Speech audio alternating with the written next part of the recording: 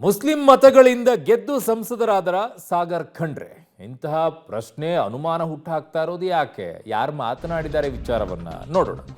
So ಭಾರಿ ಚರ್ಚೆಗೆ ಗ್ರಾಸವಾಗಿದೆ ಈಗ ಸಚಿವ ಜಮೀರ್ ಅಹಮದ್ ಖಾನ್ ಅವರ ಹೇಳಿಕೆ. ಓಕೆ, ಸಚಿವ ಈಶ್ವರ್ ಖಂಡ್ರೆ ಮಗ ಗೆದ್ದಿರೋದೇ ಮುಸ್ಲಿಂ ಮತಗಳಿಂದ. ಬೀದರ್ನಲ್ಲಿ ನಡೆದ ವಫ್ ಅದಾಲತ್ ಕಾರ್ಯಕ್ರಮದಲ್ಲಿ ಹೇಳಿಕೆಯನ್ನ ಕೊಟ್ಟಿದ್ದಾರೆ. ಹಿಂದೂಗಳು ಮತ ಹಾಕಿಲ್ವಾ ಅಂತ ಸಾಮಾಜಿಕ ಜಾಲತಾಣದಲ್ಲಿ ಈಗ ಟೀಕೆ ಆಗ್ತಾ ಇದೆ. ವಿವಾದಾತ್ಮಕ ಹೇಳಿ ನೀಡಿ ಹಿಂದೂಗಳ ಕೆಂಗಣ್ಣಿಗೆ ಜಮೀರ್ ಗುರಿಯಾಗಿದ್ದಾರೆ.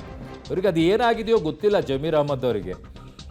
ಮತ್ತೆ ಇವರು ಸೆಕ್ಯುಲರಿಸ್ಟ್ಗಳಂತೆ, ಇವರು ಸಂವಿಧಾನವನ್ನು ಗೌರವಿಸ್ತಾರಂತೆ.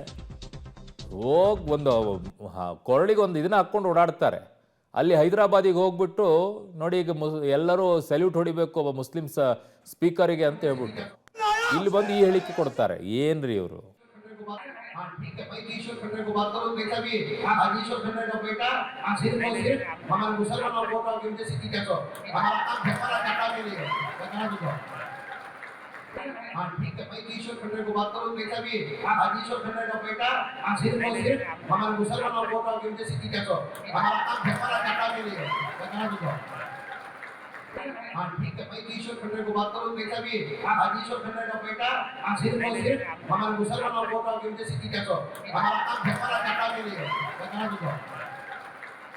हाँ ठीक है भाई, ईश्वर खंडरे को बात करो बेटा भी आज ईश्वर खंडरे का बेटा सिर्फ और सिर्फ हमारे मुसलमानों को का गिनती सीधी कहतो हमारा काम फेफड़ा काटा के लिए कहना दो। ಮಾನ್ಯ ಸಿದ್ದರಾಮಯ್ಯನವರೇ, ಮಾನ್ಯ ಮುಖ್ಯಮಂತ್ರಿಗಳೇ, ದಯವಿಟ್ಟು ಇದನ್ನ ಗಮನಿಸಬೇಕು. ನೀವು ಪದೇ ಪದೇ ಹೇಳ್ತೀರಿ ಸೆಕ್ಯುಲರಿಸ್ಟ್ಗಳು, ನಾವೆಲ್ಲರೂ ಕೂಡ ಸೆಕ್ಯುಲರ್ಗಳು ಅಂತ ಹೇಳಿ. ಇದು ಸೆಕ್ಯುಲರಿಸಮಾ? ಸಂವಿಧಾನವನ್ನ ಗೌರವಿಸ್ತೀವಿ ನಾವು ಅಂತ ಹೇಳ್ತೀರಿ. ಇದೇನಾ ಗೌರವಿಸೋ ರೀತಿ? ಒಂದೇ ಧರ್ಮದಿಂದ ಯಾರಾದ್ರೂ ಗೆಲ್ಲಕ್ಕಾಗತ್ತೇನ್ರಿ? ಗೆಲ್ಲಕ್ಕಾಗತ್ತಾ? ಹೇಳ್ಕೊಳ್ಳಿ ಬಿಡಿ, ಏನಾಗುತ್ತೆ? ಅವರೇ ಸಚಿವರು, ಅವರೇ. ನನ್ನ ಸಹೋದ್ಯೋಗಿ ಈಗ ಮಲ್ಲಿಕಾರ್ಜುನ್ ಕುಪಿಗೂಡ ನನ್ನ ಸಂಪರ್ಕಕ್ಕೆ ಸಿಗ್ತಾ ಇದ್ದಾರೆ. ಮಲ್ಲಿಕಾರ್ಜುನ್, ಏನಲ್ಲಿ ಬರೀ ಎಷ್ಟು ಓಟ್ಗಳಿದಾವೆ, ಎಷ್ಟು ಮುಸ್ಲಿಮ್ಸ್ ಓಟ್ಸ್ಗಳಿದಾವೆ? ಮುಸ್ಲಿಮ್ಸ್ರಿಂದನೇ ಮಾತ್ರ ಗೆಲ್ಲಕ್ಕೆ ಸಾಧ್ಯ ಆಯ್ತಾ? ಬೇರೆ ಪಾಪ ಯಾವ ಸಮುದಾಯಗಳು ಓಟೇ ಮಾಡಲಿಲ್ವಾ ಪಾಪ?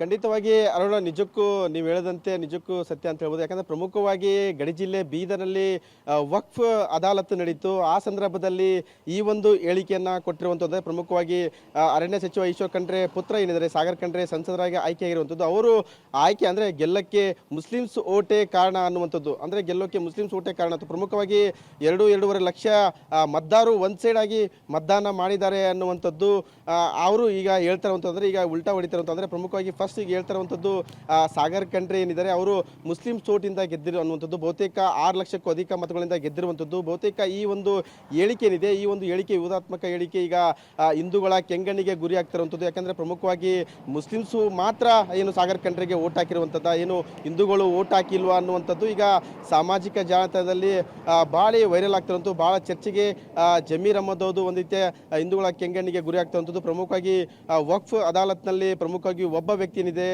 ಕಬ್ರಸ್ತಾನ್ ಅಂದರೆ ಕಬ್ರಸ್ತಾನಕ್ಕೆ ಒಂದು ಅಂದರೆ ಜಾಗವನ್ನು ಕೊಡಿ ಅನ್ನುವಂಥದ್ದು. ಹಿಂದೆ ಅರಣ್ಯ ಜಾಗದಲ್ಲಿ ನಾವು ಶವ ಸಂಸ್ಕಾರ ಮಾಡ್ತಾ ಇದ್ವಿ, ಆದರೆ ಕಬ್ರಸ್ತಾನಕ್ಕೆ ಜಾಗವನ್ನು ಕೊಡಿ ಅನ್ನುವಂಥ ಒಂದು ಮನವಿ ಪತ್ರ ಸಲ್ಲಿಸ್ತಾರೆ. ಆ ಸಂದರ್ಭದಲ್ಲಿ ಅರಣ್ಯ ಸಚಿವರು ಏನಿದ್ದಾರೆ ಅವರು ನಮಗೆ ಆಪ್ತಿದ್ದಾರೆ, ನಾವು ಪರಿಚಯ ಇದ್ದಾರೆ, ಅವರಿಗೆ ನಾನು ಹೇಳ್ತೀನಿ ಅನ್ನುವಂಥದ್ದು. ಆ ಒಂದು ಸಂದರ್ಭದಲ್ಲಿ ಈ ಒಂದು ಸಾಗರ್ ಖಂಡ್ರೆ ಏನಿದ್ದಾರೆ ಅವರ ಮಗ ಏನಿದ್ದಾರೆ ಅವರು ಗೆಲ್ಲೋಕೆ ಈ ಒಂದು ಮುಸ್ಲಿಮ್ಸ್ ಮತಗಳೇ ಕಾರಣ ಅನ್ನುವಂಥದ್ದು ಒಂದು ವಿವಾದಾತ್ಮಕ ಹೇಳಿಕೆ ಕೊಟ್ಟಿರುವಂಥದ್ದು. ಇದು ಈಗ ಭಾರಿ ಚರ್ಚೆಗೆ, ಧರ್ಮ ದಂಗಲಿಗೆ ಕಾರಣ ಆಗ್ತಿರುವಂಥದ್ದು. ಅರುಣ್. ಓಕೆ ಮಲ್ಲಿಕಾರ್ಜುನ್, ನಿಮ್ಮೆಲ್ಲ ಮಾಹಿತಿಗೆ ಧನ್ಯವಾದಗಳು. ವಫ್ ಆಸ್ತಿ ಇದೆ, ಅದನ್ನೇ ಸ್ಮಶಾನ ಜಾಗಕ್ಕೆ ಬಳಕೆ ಮಾಡ್ಕೊಳ್ಳೋಕೆ ಹೇಳಿ, ಅರಣ್ಯ ಭೂಮಿ ಯಾಕೆ ಬೇಕಂತೆ.